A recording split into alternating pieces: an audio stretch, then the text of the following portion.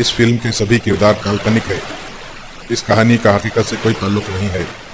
ये समाज में फैली तलाक से मुतालिक गलतफहमियों को दूर करने की एक कोशिश है।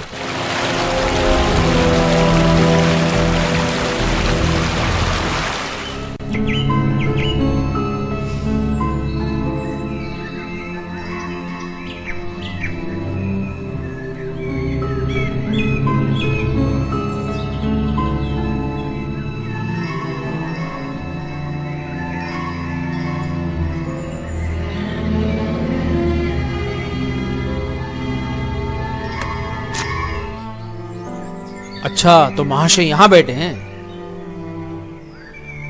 कब से ढूंढ रहा हूं यार तुम्हें। क्या बात है राशिद, कुछ परेशान लग रहे हो? कुछ नहीं यार, बस थोड़ा अपनी माजी में झांक रहा था। लोगों को रोशन मुस्तकबिल के ख्वाब दिखाने वाला राशिद अपने माजी में झांक रहा था। ये बात कुछ हजम नहीं हुई। बात कुछ और है, साफ साफ बताओ। ये दुनिया भी बहुत अजीब चीज है। यहाँ हलाल की कमाई की कभी कभी बहुत बड़ी कीमत अदा करनी पड़ती है। बच्चों को जहन्नुम की आग से बचाने के लिए खुद को दुनिया की आग में झोंक लेना पड़ता है।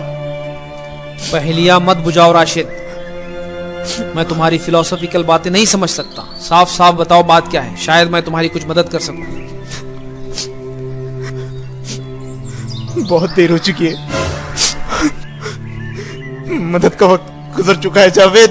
देखो राशिद, तुम एक अच्छे इंसान हो और हमेशा अपनी बीवी को तलाक देने वाला इंसान अच्छा नहीं हो सकता। क्या तलाक दे दी? हाँ, मैंने तलाक दे दी। लेकिन तू तो उसकी तारीफ करते नहीं थकता था। शायद ये मेरी भूल थी। इतना बड़ा कदम उठाने से पहले मुझे कुछ तो बताना चाहिए था ना। क्या बताता?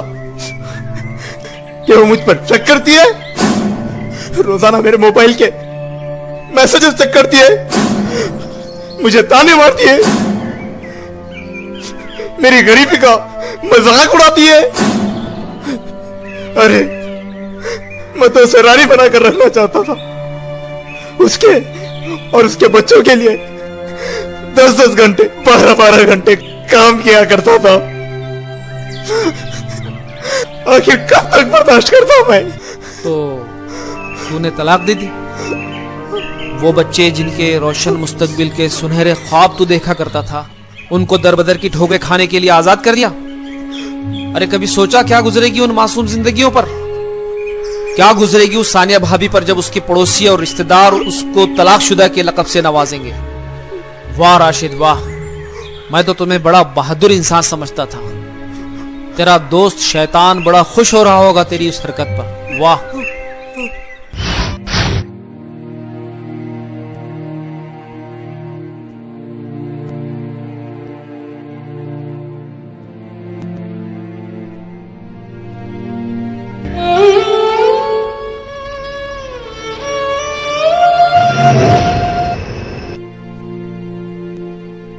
चाय पी लो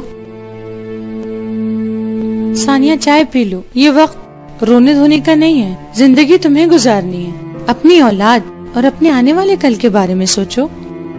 अब सोचने के लिए बचा ही क्या है भाभी? ये तुम इसलिए कह रही हो कि तुमने इस्लाम के कानून की गहराई को समझा ही नहीं। शरीयत ये इंसानों का बनाया हुआ कानून नहीं है, ये खुदा का कानून है, और खुदा के हर कानून में इंसानों के लिए राहत है। तुमने राशिद का घर छोड़ना नहीं चाहिए था। भाभी, तुम कहना क्या चाहती हो? यही कि तुम वापस राशिद के पास लौट जाओ। भाभी, वो तो मुझे तलाक दे चुके हैं। अभी भी गुंजाइश है सानिया कि तुम राशिद के पास लौट जाओ। भाभी, ये कैसे मुमकिन है? खुदा का कानून इंसानी फितरत के इन मुताबिक बनाया हुआ है। उसमें इंसानों का फायदा है, उसमें इंसाफ है, गुंजाइश है। इस गुंजाइश का पूरा फायदा उठाओ सानिया। वापस चली जाओ अपने घर। राशिद अच्छा लड़का है। भाभी, ये तुम्हारी गलत फहमी है। ढलती उम्र अच्छे और बुरे की तमीज सिखा देती है सानिया। अच्छा, जरा तुम मुझे ये बताओ ऐसा क्या हुआ था कि राशिद ने इतना बड़ा कदम उठा लिया और तुम्हें तलाक दे दी?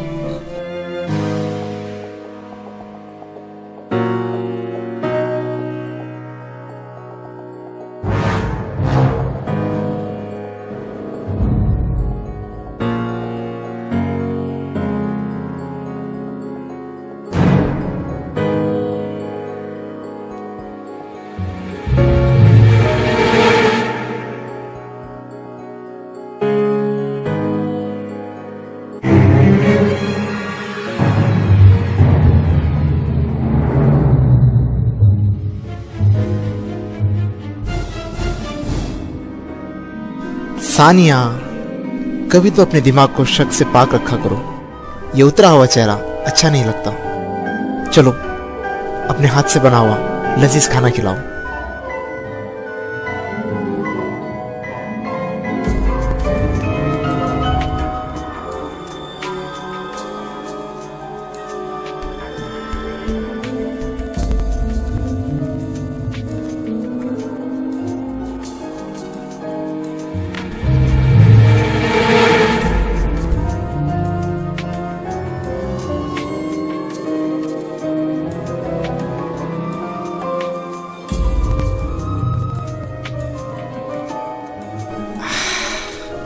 भाई मजा आ गया।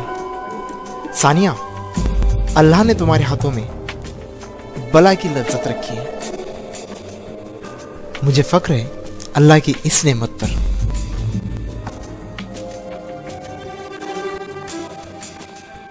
कहाँ थे इतनी देर तक?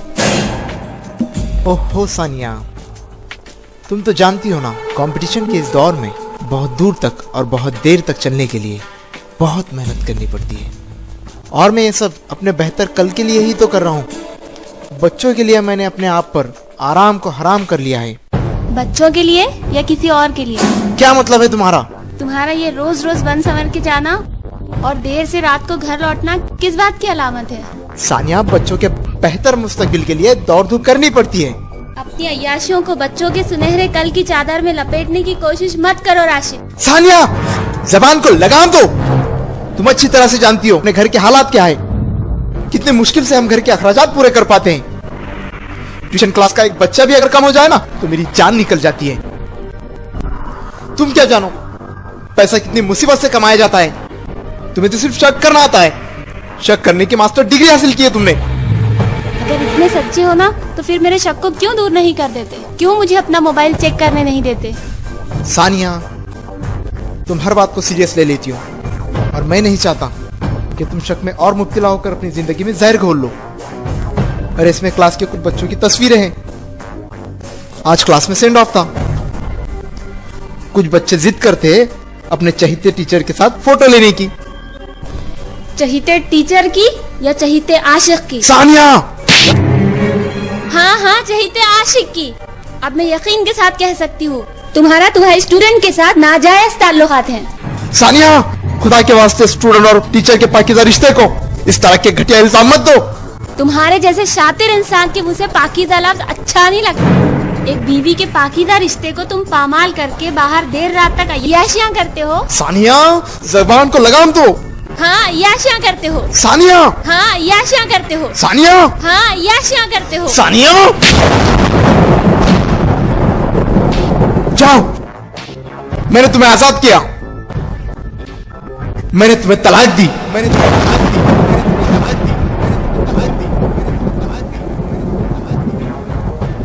अपने शोहर के मोबाइल मैसेज पढ़ने के अलावा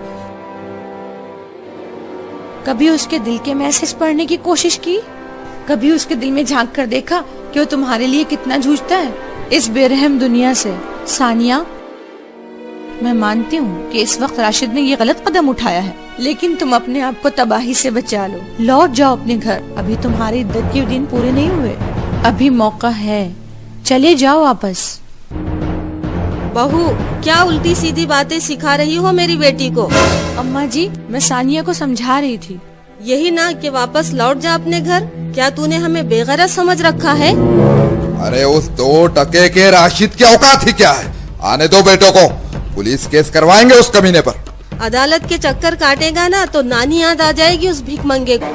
अम्मा जी, अदालतों के चक्करों में तो सानिया बूढ़ी हो जाएगी, लेकिन इंसाफ नहीं मिलेगा जल्दी। अल्लाह का कानून है ना, तुम इस्लामी कानून से क्यों फायदा नहीं उठाना चाहती हो? अच्छा बहू, तू एक बात बता, तू उस भिखमंगे राशिद की इतनी तरफदारी क्यों कर रही है? पिछले दिनों जब सानिया के अब्बू का इंतकाल हुआ था और वो भिखमंगा राशिद जब अपना हिस्सा मांग रहा था, तब तुम बार बार कह रही थी उसका हिस्सा दे दो, उसका हिस्सा दे दो। आखिर क्यों? क्योंकि मैं नहीं चाहती थी कि मेरे बच्चे हराम के पैसों पर पले। क्या मतलब है तुम्हारा?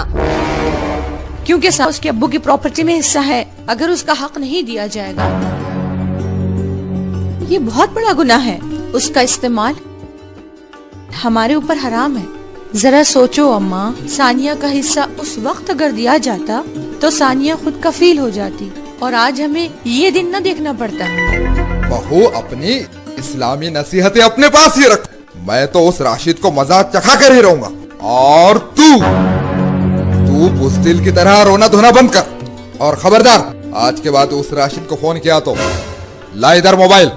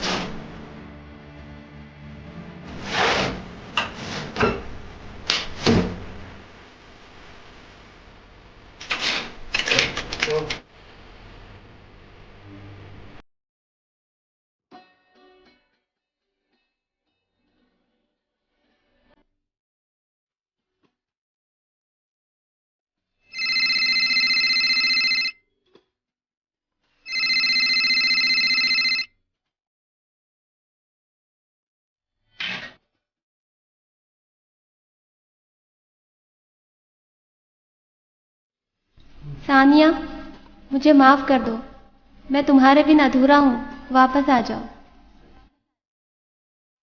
भाभी भाभी भाभी भाभी, देखो राशिद का मैसेज आया है, वो वापस बुला रहे हैं। भाभी मैं जाऊंगी, मैं अपने घर वापस जाऊंगी। भाभी भाभी मैं अपने घर जाऊंगी। भाभी भाभी आप रो रही हो? भाभी भाभी ये तो खुशी का मौका है, आप ही कहती थी ना कि मैं अपने घर वापस चली जाऊं। सानिया, तूने बेकार के मैसेज पढ़ के अपनी जिंदगी तबाह कर डाली और काम का मैसेज पढ़ने में देर कर दी।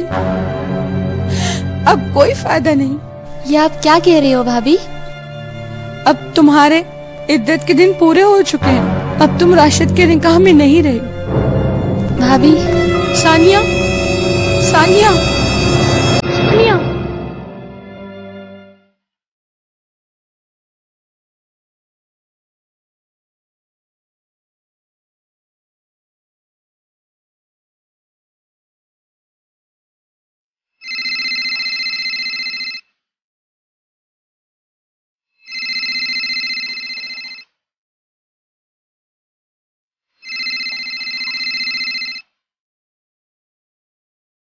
हेलो भाभी, कितने दिनों से फोन लगाने की कोशिश कर रहा हूँ, आप फोन उठाती ही नहीं। राशिद अपने किए पर पछता रहा है, वो आपको वापस बुलाना चाहता है। मुझे 3 महीने से रोजाना आपसे बात करने के लिए कह रहा था और मैं इत्तेफाक से 3 महीनों से दिल्ली में था, आज ही लौटा हूँ। अब सब ठीक हो जाएगा। भाईजान, बहुत देर हो चुकी है, मेरी इद्दत के दिन खत्म हो चुके हैं, तलाक हो चुकी है। अरे अभी भी कुछ नहीं बिगड़ा है। लेकिन भाईजान, लेकिन वेकिन कुछ नहीं, मैं भी तुम्हारे घर आ रहा हूँ।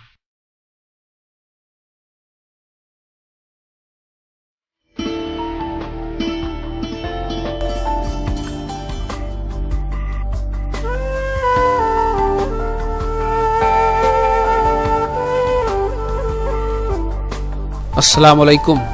वालेकुम अस्सलाम।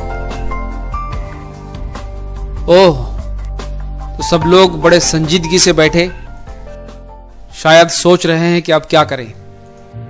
राशिद और सानिया के झगड़े वाले दिन इस तरह से अगर सोच लिया होता और कुछ फैसला कर लिया होता तो ये दिन ना देखना पड़ता। बेटा अब जो होना था वो हो गया, अब क्या करे तू ही बता। अब तो तलाक हो चुकी है, अब फिर वही हलाला और पता नहीं क्या। अरे तुम जैसे नादानों की वजह से ही आज गैरों को इस्लाम को बदनाम करने का मौका मिल रहा है। राशिद ने सिर्फ एक तलाक दी थी, है ना सानिया भाभी? हाँ। और अगर कोई शोहर अपनी बीवी को एक बार तलाक दे दे और 3 यानी उसकी इद्दत गुजरने के बाद भी उसे रुजू ना करे तो तलाक तो हो जाती है, लेकिन मियाँ बीवी दोबारा एक दूसरे के साथ निकाह कर सकते हैं। उसको हलाले वलाले की कोई जरूरत नहीं होती है। अगर राशिद तुम्हें पाकी की हालत में पहली तलाक देता, फिर दूसरे महीने दूसरी पाकी पे दूसरी तलाक देता और इसी तरह तीसरे महीने में तीसरी पाकी पर तीसरी तलाक देता, तब तुम उससे दोबारा निकाह नहीं कर सकती थी सानिया भाभी। इसमें अल्लाह ने हिकमत रखी है। देखो ना, 1 महीने में उसको अपने किए पर अफसोस हो गया, तुम्हारा भी गुस्सा ठंडा हो गया। तलाक के सही तरीके में भी हिकमत है। अगर लोग तलाक के इस इस्लामी तरीके पर अमल करने लग जाए ना, तो मुसलमानों में एक भी तलाक ना हो। पता नहीं कितने मुसलमान ऐसे उल्टे सीधे फैसले लेकर हलाल को भी अपने ऊपर हराम कर लेते हैं। कितने घर बर्बाद हो रहे हैं। तलाक कोई अच्छी बात नहीं, अच्छा काम नहीं है।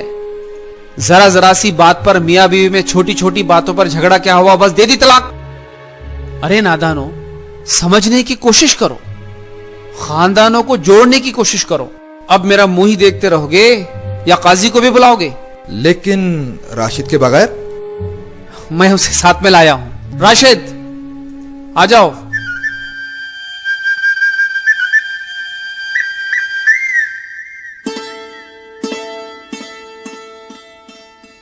माशाअल्लाह, क्या शरीफ दूल्हा है।